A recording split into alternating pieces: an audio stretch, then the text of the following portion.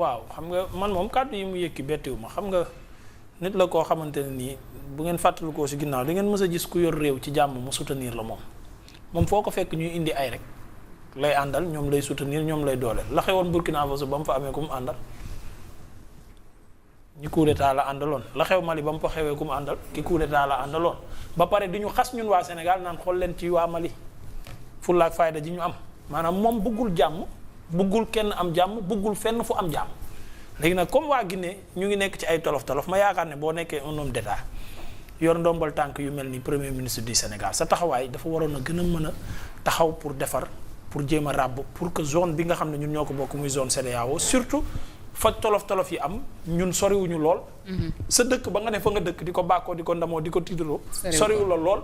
bu ñàkk mucc di ci am boo otul sa waa dëkk lay njëkk a laal balaa muy laal biir Sénégal intérieur du Sénégal donc yow ñëpp waroon nañoo am geneen taxawaay waaye yow waroo ci woon a bokk. beneen bi mooy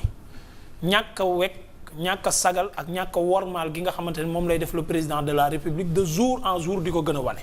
mënuñu ñëw un coup diplomatique aussi extraordinaire boo xamante ne nii kenn yëgul kenn tinul dañoo xëy bés rek yëg ne dem na ne ciix waa ji indil ñu ko mu nekk loo xam ne Afrique yépp di ko ci kañ di ko ci sant di wax ne malgré ñàkk expérience gu mu ñàkk expérience ci état lii nga xam ne moom mooy premier coup bu dal ci ay dëkkandoom fexe na ba gérer ko aussi diplomatique boo xamante ne nii dara yënguwul benn bruit wi amul. ñëpp di sagal Bassirou Diomaye Diakhar Faye comme à son habitude mu jénnati toroxal ko. ñëpp di ko sagal nga jénn naan lii complot la ak lii nangam. léegi loolu wax ji lan la ci bëgg a wund sunu président de la République dafa bokk ci complot bi am déet. lan la bëgg a wund ci wax ji exactement ñan ñoo comploté deal bi parce que bu fekkee complot dafa am ñun sunu président de la République dem jëli ka nga xamante ni dañoo jàpp ne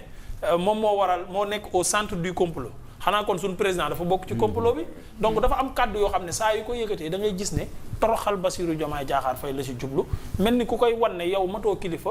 faalewu ma la respecté wu ma la aw nga nii man jël naa yoon ba ma neex te wutu ci dara nag looloo ma ci gën a métti boo demee wax ja dara safu ko ci wax na ko pare na ca dem na yoonam mooy comme waxam yi muy wax rek comme det kase yeeg yooyu ay waxam la yu koy neex rek ñëw ci xel mi rek mu wax ko pare na ca dem ca yoonam indi ci njombe lu dul jeex solution nag xaw ma lu ci am aggravé làmmiñ bi bañ muy waxati nit koo xam ne sa ay waxee wax njombe wax toj wax luy mën a taalum réew bii paa romb na réew mi dem na ba ca continent ba donc il faut ñu jéem a ut solution par rapport ak moom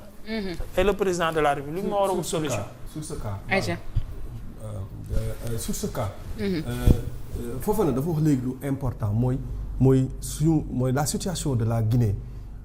wax nañ ko fi keroog mooy la dernière fois bi nga naan le président doit pas rester derrière ces négociations là dafa war a nekk au devant de la scène dafa war a gérer cette crise comme ni muy gérer crise bi nga xamante ni moom mooy la crise intérieure de ce pays là et j'imagine que c'est la raison pour laquelle mu écourté woon son voyage ñëw donc voilà c'était les raisons maintenant li nga xamante ni moom moo xew Guinée daf ñuy impacter ñun directement li nga xamante ni moom mooy xew Gambie daf ñuy impacter directement donc lu ci mën a am su lu mel nii amee su fekkente ne président de la République dafa jël li nga xamante ni moom mooy les devants def li nga xamante ni moom la war a def en tant que chef d'État en tant que un membre de la CEDEAO daf ko war a def le premier ministre daf ko ci war a encourager j'ai lu un texte tout à l'heure de Ibrahima Diop mouvement Jammi Sénégal sama papa maa ngi koy nuyu bu baax a baax muy wax ne le rôle du premier ministre n'est pas de semer de la confusion ni de créer une dualité maanaam de se positionner systématiquement à contre-courant de son président de la République c'est pas le rôle du premier ministre le premier ministre doit soutenir la cohérence dans l'action publique et cette cohérence-là même si tu n'as aucune information de ce que le président est en train de faire mais da nga ko ci war a jàppale parce que semer confusion bi moom moo tax Dacosta Diaz def émission di tagg ki nga xamante ne moom mooy suñu premier ministre mais aussi di joxoñ baaraamu tuma le président de la République parce que nee na noppi bi président de la République noppi waru koo noppi donc moom def na ñaari kii jël na kii ne kii moo nekk ci dëgg keneen ki nekkul ci dëgg confusion bi moom moo tax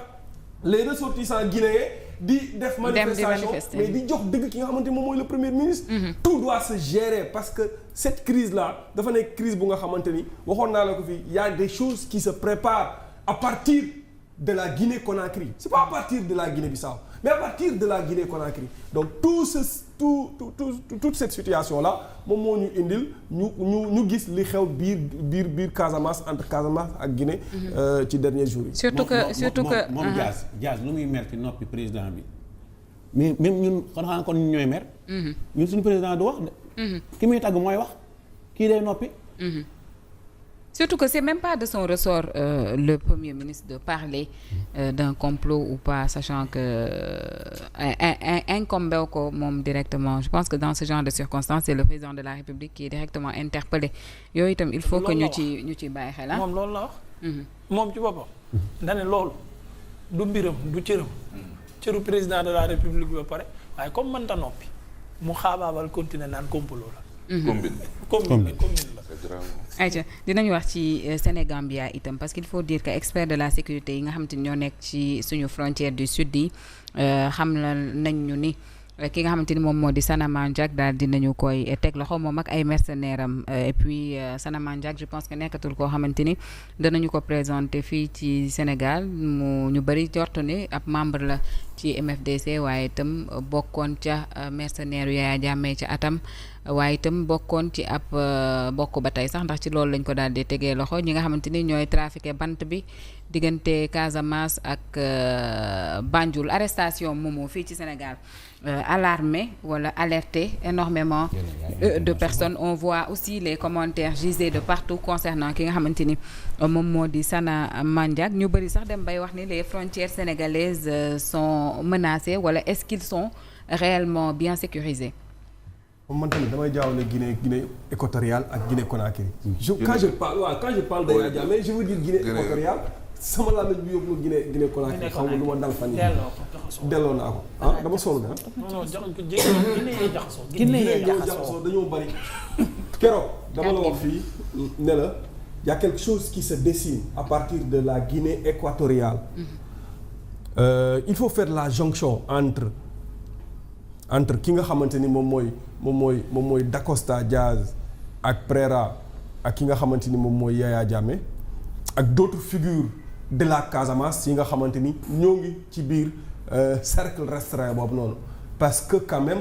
quand un premier ministre ou bien quand une autorité sénégalaise taxaw affirmer son amitié avec ko nga xamante ni jàpp nañ ne parti bi mu jiite depuis le début ci ñaari mbir lañ ko xamee moom mooy la rébellion ak le trafic de drogue c'est quand même scandaleux nit ñi bàyyiwuñ ci xel parce que PAIGC ña fa nekk benn parti bi ils sont membres du MFDC et loolu ce n'est plus un secret ñeneen ñi ce sont de narcotrafiquants et wax naa la expliqué naa la keroog problème bi nga xamante ni moo xew ci narcotrafic bi ba